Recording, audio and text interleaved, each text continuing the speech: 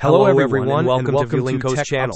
In today's video, I will guide you through multiple solutions to fix the ASIO3 Sys error on your ASUS computers. And now, let's get started.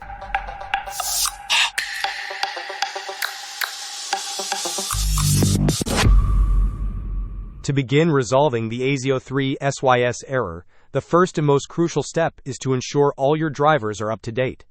The most efficient method for this is to perform a Windows update, which will also install any optional updates.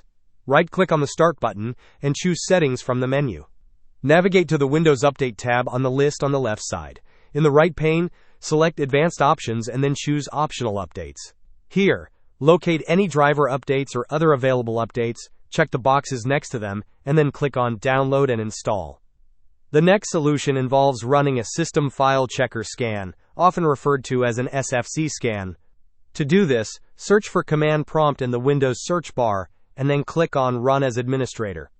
In the Command Prompt window, type the command sfc/scan now and press Enter. This command will begin scanning for and repairing corrupted system files.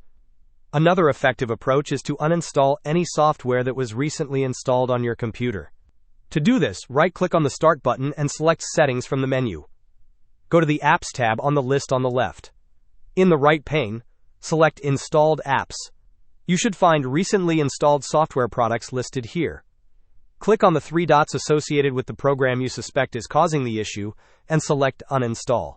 If you do not see it immediately, you can try sorting the installed apps by date installed to find newer entries and then attempt to uninstall them.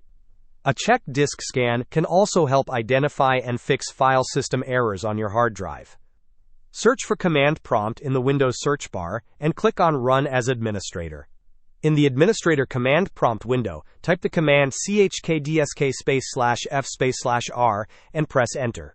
You will likely see a message indicating that the scan cannot be performed because the volume is in use. Press Y, and then hit Enter to schedule the disk check for the next time you restart your computer. Once your computer restarts, the chkdsk scan will commence. Finally, perform a memory diagnostic test to rule out any issues with your computer's RAM. Search for Memory Diagnostic in the Windows search bar, and open Windows Memory Diagnostic. Click on Restart Now, and check for problems. Your computer will restart and perform the memory diagnostic test. Hope this was helpful. Don't forget to like and subscribe if you enjoyed. As always, thanks for watching, and I will see you in the next video.